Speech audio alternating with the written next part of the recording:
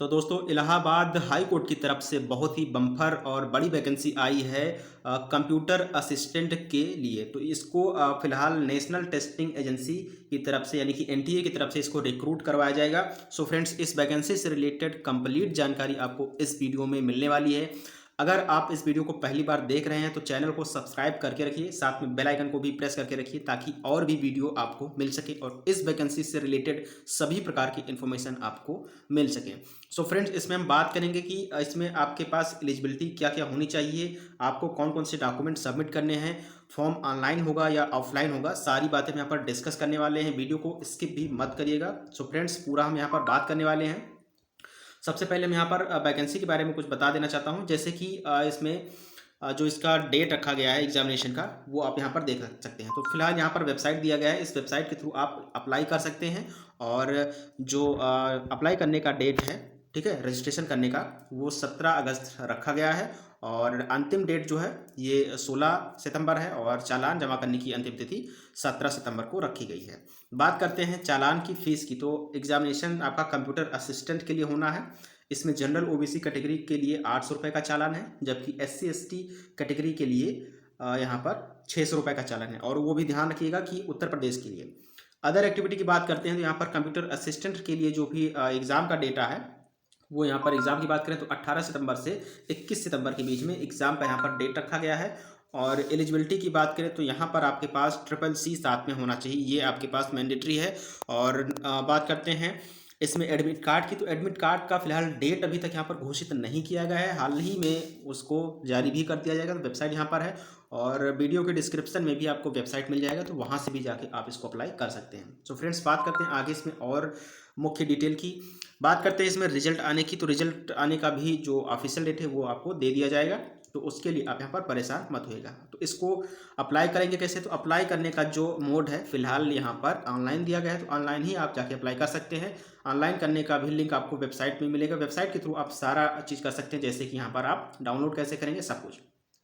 So friends, अब बात करते हैं इसमें मुख्य मुख्य बातों की। जैसे कि यहाँ पर आप देख सकते हैं कि कंप्यूटर असिस्टेंट के लिए यहाँ पर टोटल वैकेंसी जो है वो 15 है। अब इसमें जो योग्यता है वो आप यहाँ पर देख लीजिए और उसको ध्यानपूर्वक देखिएगा, क्योंकि यहाँ पर आपको बैचलर डिग्री होनी चाहिए पूरे भारत में कहीं भी establish in law in India, यानी कि लॉ की डिग्री आपके पास होनी चाहिए, या फिर क्वालिफिकेशन रिकॉग्निज्ड एज इक्विवेलेंट थ्रू, यानी कि इसके इक्विवेलेंट आपके पास कोई डिग्री होनी चाहिए, या फिर आपके पास डिप्लोमा हो, degree in computer science from recognised institute और university establish in law India, यानी कि लॉ की डिग्री आपके पास होनी चाहिए। साथ में आपके पास ओ लेवल का नीलिट या फिर डोएक के थ्रू सर्टिफिकेट होना चाहिए, CCC का, या फिर आपके पास CCC का सर्टिफिकेट हो या फिर ओ लेवल का हो, इसमें से आपके पास किसी एक का होना चाहिए।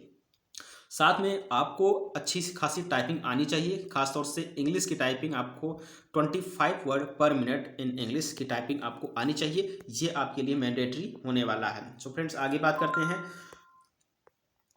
आगे यहाँ पर हम बात करेंगे वर्टिकल रिजर्वेशन। तो रिजर्वेशन में कुल जो यहाँ पर डेटा दिया गया है कैटेगरी वाइज, तो शेड्यूल कास्ट एससी के लिए यहाँ पर जो कैटेगरी है वो 41% रिजर्व है, यानी कि 3 पोस्ट यहाँ पर एससी कैटेगरी के लिए है, जबकि शेड्यूल ट्राइब के लिए यहाँ पर 2% का रखा गया, यानी कि 0 सीटें हैं। जबकि अदर बैकवर्ड यानी कि ओबीसी के लिए 4 सीटें यहाँ पर अवेलेबल कराई गई हैं। जबकि अनरिजर्व यानी कि बात करें जनरल के लिए तो कुल मिला के 15 सीटें यहाँ पर रिजर्व कर दी गई हैं। तो ये चीज़ आपको ध्यान रखना है, इसके अकॉर्डिंग ही आपको कंप्लीट डेटा तैयार करना है और अपनी तैयारी को भी करना है।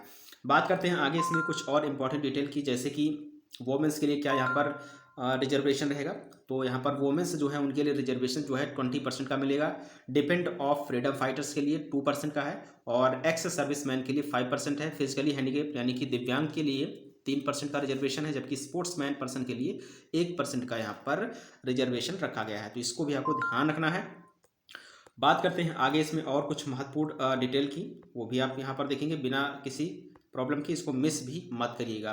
दोस्तों, बात करते हैं एज लिमिट, ये सबसे महत्वपूर्ण है। तो यहाँ पर लिखा है as per rule 50 of the Allahabad high court officer and staff candidates of service and conduct rule 1966 the age limit of the post of computer assistant age on the last date applicable shall be under age. तो यहाँ पर आपका जो as है वो 1/7/21 को 18 वर्ष complete होना चाहिए और अधिकतम एज जो है आपकी 35 वर्ष की होनी चाहिए। तो इसको आपको ध्यान देना है। और भी इसमें लिखा कि the candidate should not be born before 2 July 1986 and not born after 1 July 2003। तो ये डेटा आपको ध्यान रखना है, यानी कि कुल मिला के आपकी एज 18 साल होनी चाहिए 1 साल 2021 तक। ठीक है,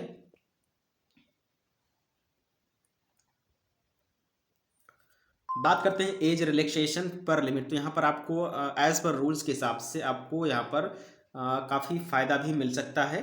ठीक है, खास तौर से एज पर आपको।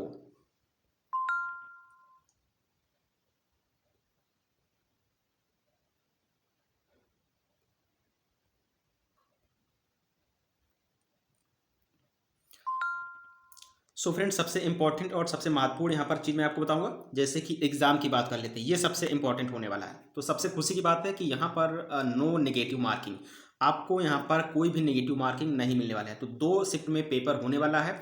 बात कर लेते हैं पहले शिफ्ट में पेपर की। तो पेपर का टाइप यहाँ पर कुल मिला के मल्टीपल चॉइस ऑब्जेक्टिव क्वेश्चन रखा गया है, और जो आपका एग्जाम होगा वो ऑनलाइन होने वाला है। टोटल नंबर ऑफ क्वेश्चन, तो टोटल 200 क्वेश्चन रहेंगे। टोटल मार्क्स यहाँ पर 200 का, यानी कि कुल मिला के 3 घंटे का पेपर होगा, और प्रत्येक क्वेश्चन 1 नंबर का होने वाला है। अब बात कर लेते हैं सेकंड पेपर का डेटा आपके पास क्या होना चाहिए। तो सेकंड पेपर ये है computer knowledge test in English only. तो कंप्यूटर का स्पेशल एक पेपर होगा, जिसमें CCC या फिर O लेवल से रिलेटेड क्वेश्चंस आपसे पूछे जाएंगे। इसमें कुल मिला के आपके पास 20 मिनट का टाइम होगा, और आपको यहाँ पर 50 मार्क्स का यहाँ पर टाइमिंग रखा गया है। इसमें आपके पास भी नो नेगेटिव मार्किंग होने वाली है। ठीक है, अब यहाँ पर बात कर लेते हैं मिनिमम स्पीड आपके पास यहाँ पर 25 वर्ड्स पर minute in English typing on computer. तो यहाँ पर उसको भी ध्यान रखना है। ठीक है, टाइपिंग का भी। सो फ्रेंड्स, बात कर लेते हैं सिलेबस की। सिलेबस सबसे इंपॉर्टेंट है। यहाँ पर देखेंगे मल्टीपल चॉइस क्वेश्चन आप देख लोगे, तो यहाँ पर आपके पास जनरल साइंस मिलेगा, हिस्टोरी इन इंडिया यानी कि भारतीय इतिहास आपको पढ़ना है, इंडियन नेशनल मूवमेंट यानी कि यहाँ पर जो भी क्रांति हुई थी इसको पढ़ना है, नेशनल पॉलिटी पढ़ना है, इंडियन एग्रीकल्चर भारतीय कृषि पढ़ना है, और इकोलॉजी को आपको यहाँ पर देखना है। साथ में जियोग्राफी आपको पढ़ना है विश्व स्तर पर और भारत के स्तर पर। करंट अफेयर्स तो आपका मिलेगा ही मिलेगा, ऐसा हो ही नहीं सकता कि आपका कोई भी एग्जाम हो और करंट से क्वेश्चन ना पूछा जाए।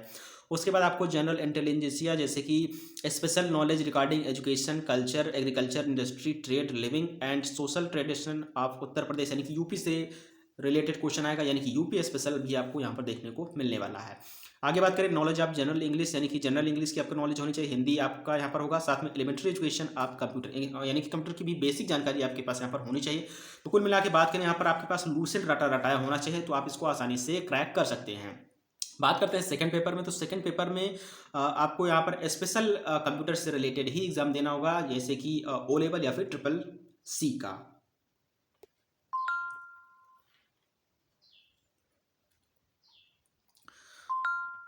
सो फ्रेंड्स, पूरा डेटा मैंने आपको बताया, और दोनों शिफ्ट का जो पेपर होगा उसमें जो गैप है वो 15 मिनट का, यानी कि 15 मिनट के बाद ही आपका नेक्स्ट पेपर ले लिया जाएगा। काफ़ी सारे एग्जाम में ऐसा नहीं होता, लेकिन यहाँ पर आपको 15 मिनट का ही गैप मिलने वाला है।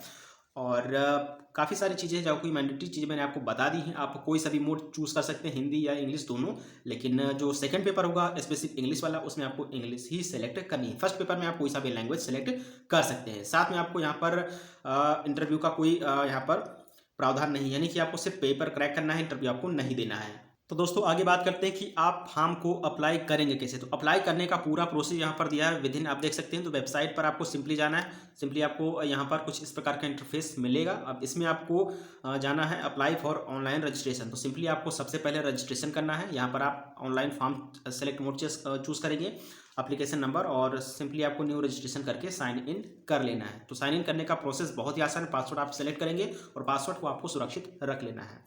उसके बाद नेक्स्ट स्टेप आपको कुछ इस प्रकार का मिलेगा। सो फ्रेंड्स, जैसे ही आप यहाँ पर क्लिक करेंगे तो रजिस्ट्रेशन वाला फॉर्म कुछ इस प्रकार का मिलेगा। इसको आपको कंप्लीट फिल करना है। उसके बाद आपको आगे बढ़ जाना है। तो सारा डेटा आप आसानी से फिल कर लेंगे। इसमें से कोई भी प्रॉब्लम आती है तो आप कमेंट करके उसको आप इजीली पूछ सकते हैं। एड्रेस वाले सेक्शन को आप यहाँ पर ध्यान से देखेंगे। एड्रेस में आपको same as per address select करना है। अगर आप किसी दूसरे एड्रेस पर रहते हैं तो उसको भी आप यहाँ पर सेलेक्ट कर लेंगे।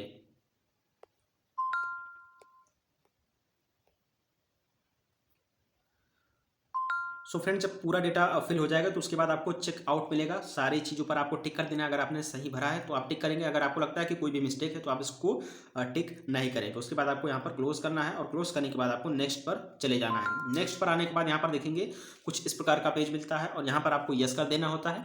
यस करने के बाद आपको फिर से फाइनल सबमिट कर देना होता है। फाइनल सबमिट करने के बाद कुछ इस प्रकार का फॉर्म मिलेगा। फॉर्म आपका ये कंप्लीट हो चुका होता है। अब इसमें आपको यहाँ पर लिखा है कंप्लीट द एप्लीकेशन फॉर्म, तो इसको आप पहला रजिस्ट्रेशन कंप्लीट हो चुका है तो सारी चीज़ें आप कंप्लीट करेंगे। फिर से आप यहाँ पर इसको देख के सारा डेटा आप फिल कर लेंगे। इसमें आपको कोई सा भी समस्या नहीं होने वाली है। उसके बाद क्वालिफिकेशन इन कंप्यूटर, तो यहाँ पर 3 प्रकार के स्टेप्स देखने को मिल जाते हैं, जैसा diploma degree in computer science, उसके बाद रिकॉग्निस इंस्टीट्यूट एजुकेशन ओ लेवल होना चाहिए या फिर ट्रिपल सी का आपके पास होना चाहिए। तो ये आपके पास होना चाहिए, मैंडेटरी है। और उसके बाद आपको यहाँ पर फिर से अगले स्टेप पर जाना है। इसमें भी आपका एजुकेशन डिटेल फिल कर देना है। यहाँ पर आप देख सकते हैं एजुकेशन डिटेल होगा, उसके बाद 12th का डिटेल, ग्रेजुएशन का डिटेल, पोस्ट का अगर आपने किया तो उसको भी आप फिल करेंगे। उसके बाद अदर कोई भी डिटेल है ग्रेजुएशन या फिर एजुकेशन तो उसको आप यहाँ पर डालेंगे। उसके बाद सारा डेटा फिल करने के बाद आपको सबमिट करना है। सबमिट करने के बाद आपको नेक्स्ट पर चले जाना है और यहाँ पर आपको फाइनल सबमिट कर देना होता है। फाइनल सबमिट करने के बाद फिर से आपको आगे जाना होता है। कुछ इस प्रकार का इंटरफेस मिलेगा, आपको सारा डेटा चेकलिस्ट कर देना होता है। उसके बाद आपको फिर से यहाँ पर फाइनल सबमिट करना होता है और कन्फर्म कर देना होता है। तो सारा फॉर्म यहाँ पर देख सकते हैं कंप्लीट हो चुका है। उसके बाद आपको डॉक्यूमेंट्स को अपलोड करना है। ये सबसे इंपॉर्टेंट और सबसे महत्वपूर्ण पहलू होने वाला है। इसमें आपको फोटोग्राफ अपलोड करना है। फोटो आपके पास ऐसा हो कि बैकग्राउंड आपका ब्लू कोई सा भी हो, लेकिन बैकग्राउंड आपका ठीक ठाक होना चाहिए। ये नहीं कि आप किसी जंगल में खड़े हैं, वहाँ से फोटो आपने सेल्फी ले ली, उसको अपलोड कर दिया, ऐसा नहीं होना चाहिए। पासपोर्ट साइज का क्लियर और अच्छा फोटो होना चाहिए। साइज जेपीजी में 10 से 200 के बीच में होना चाहिए। अगर आपको फोटो को साइज में कन्वर्ट करने में कोई भी प्रॉब्लम आती है तो डिस्क्रिप्शन में आपको वीडियो मिल जाएगा, ऊपर आई बटन में भी आपको वीडियो मिल जाएगा, तो उसको आप वॉच करके फोटो को रिसाइज कर सकते हैं।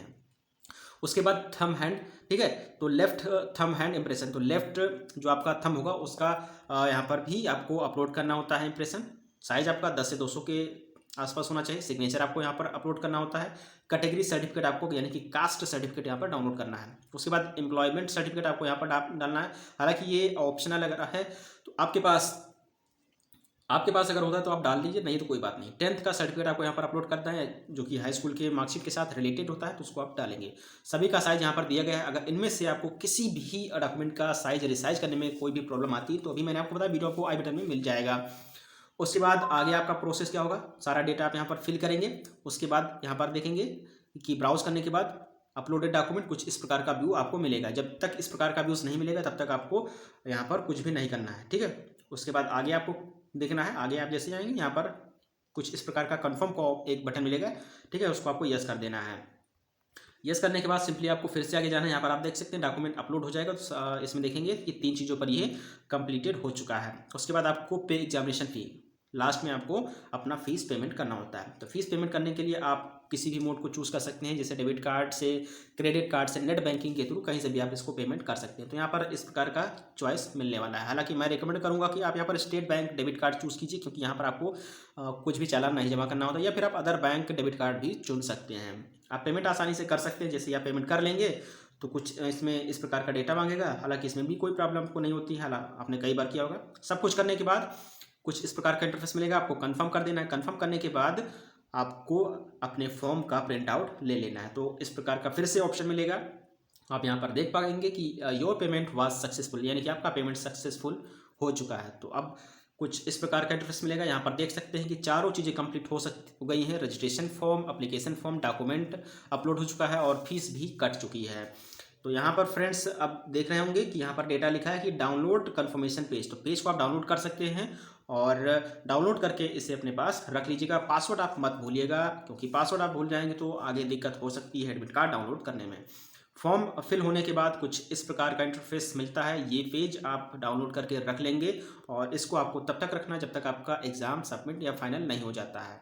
सो फ्रेंड्स, उम्मीद करते हैं वीडियो आपको काफ़ी ज़्यादा अच्छा, नॉलेजेबल और इंटरेस्टिंग लगा होगा। इस फॉर्म को भरते समय अगर आपको किसी भी प्रकार की कोई भी प्रॉब्लम आई हो तो सिंपली आपको कमेंट बॉक्स में जाना है, कमेंट करेंगे और उसका सॉल्यूशन भी आपको मिल जाएगा। साथ में चैनल को भी सब्सक्राइब करके रखिए, ताकि जब भी एडमिट कार्ड आए या फिर कोई भी इससे रिलेटेड इन्फॉर्मेशन आए तो सबसे पहले जानकारी आपको मिल जाए। सो फ्रेंड्स, मिलते हैं अगले वीडियो में अगले टॉपिक के साथ। Thanks for the watching.